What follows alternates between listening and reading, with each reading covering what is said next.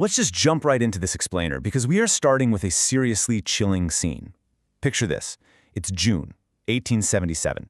We're inside the cold, heavy stone walls of the Carbon County Jail in Pennsylvania. Gallows are literally being built right there in the yard. 4 men are waiting to be executed for the murders of 2 mine operatives. Now today, we're going to play historical detective. We're going to peel back a deeply entrenched, really sensationalized narrative to figure out who these men actually were and where their story really began.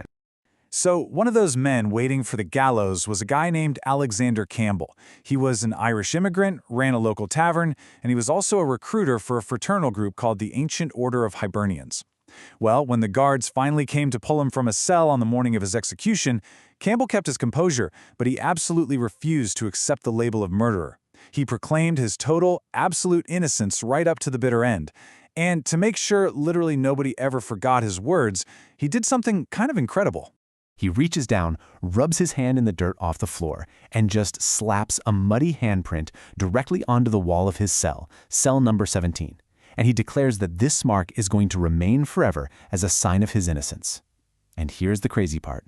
Local legend says that despite decades, literally decades, of people trying to wash it off, paint over it, or even replace the wall entirely, that handprint is supposedly still visible today.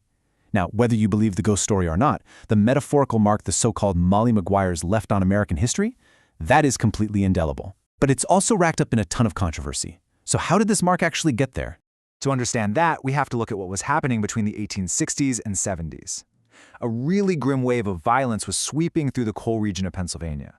We're talking assassinations of mine owners, superintendents, foremen, police officers across Carbon, Schuylkill, and Columbia counties.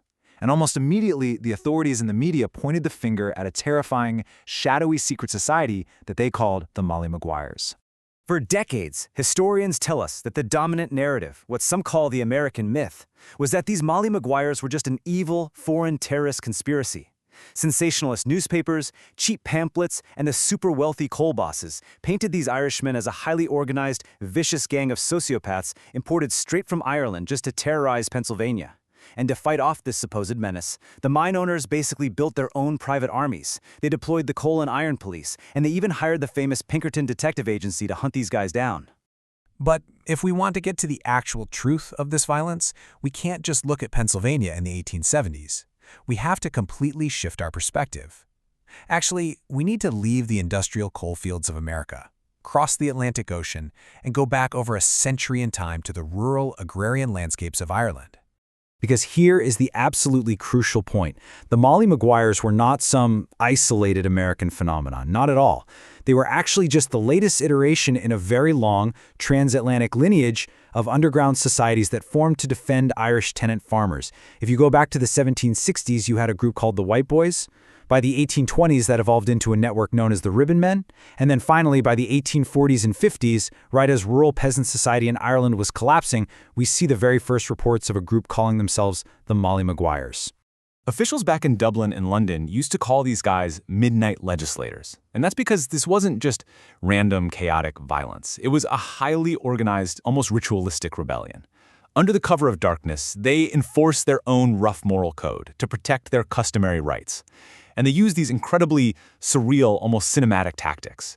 They'd roam the countryside in disguise, often wearing women's clothing like long white smocks, and they'd use burnt cork or white powder to completely hide their faces. They pledged their loyalty to a mythical, symbolic woman, Mistress Molly Maguire, who basically represented their desperate struggle against the abuses of British landlords. Just imagine walking up to your local chapel back then and seeing a warning like this pasted to the door. This is a genuine historical artifact, a take-notice letter from 1851. It explicitly threatens certain punishment against any landlord, agent, or bailiff who engages in the tyranny and oppression of the poor. They were highly strategic, targeting anyone who evicted families, fenced off common lands, or tried to replace human tenants with livestock for commercial farming. But then, an unimaginable tragedy strikes. The Great Potato Famine of the late 1840s hits, causing devastation on a massive scale. To escape starvation, millions of desperate Irish laborers fled across the ocean to the United States. And a lot of these unskilled immigrant workers ended up right in the brutal, suffocating environment of the Pennsylvania coal mines. The thing is, when they packed up and left Ireland, they brought their deep-rooted traditions of underground resistance right along with them. The scenery completely changed, sure, but the fundamental dynamic, it was practically identical. These Irish immigrants basically just traded rural oppression under British landlords for industrial oppression under American coal mine oligarchs.